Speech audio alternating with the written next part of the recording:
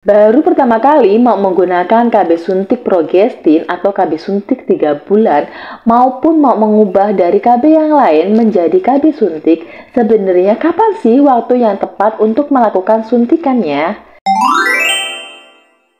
Assalamualaikum warahmatullahi wabarakatuh. Di video kali ini saya akan menjelaskan kapan waktu yang tepat untuk melakukan KB suntik progestin.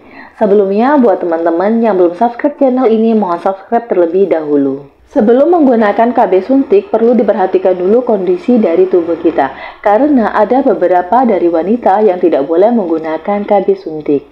Yang tidak boleh menggunakan KB suntik yang pertama, hamil atau dicurigai hamil, karena ini bisa menimbulkan terjadinya cacat pada janin. Yang kedua, memiliki riwayat pendarahan pervaginan yang belum jelas penyebabnya.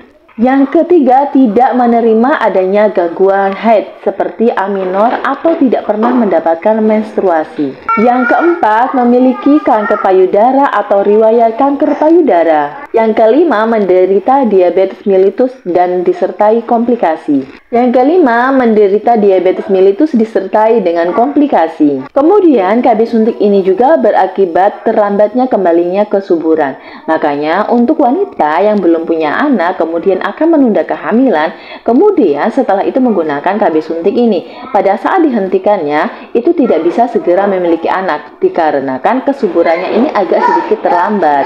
Jadi tidak bisa buru-buru kalau menggunakan KB suntik ini. Kemudian setelah KB suntiknya ini berhenti, ya tidak menggunakan KB suntik ini lagi, nanti headnya ini tidak langsung lancar, melainkan menunggu 3-6 bulan baru siklus menstruasinya ini kembali lancar. Terus kapan nih Kak waktu yang tepat untuk melakukan KB suntik?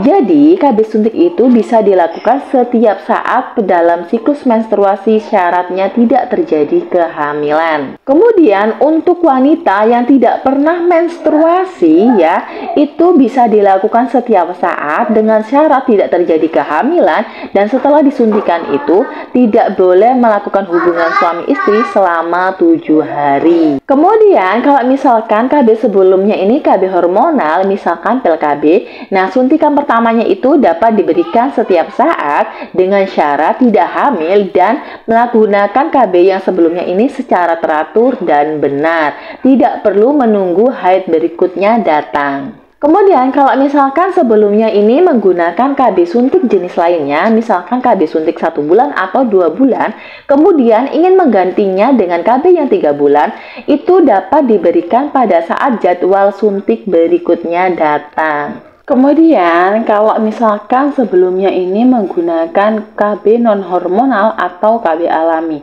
jadi suntikannya ini bisa langsung segera disuntikan dengan syarat tidak terjadi kehamilan, tidak perlu menunggu haid.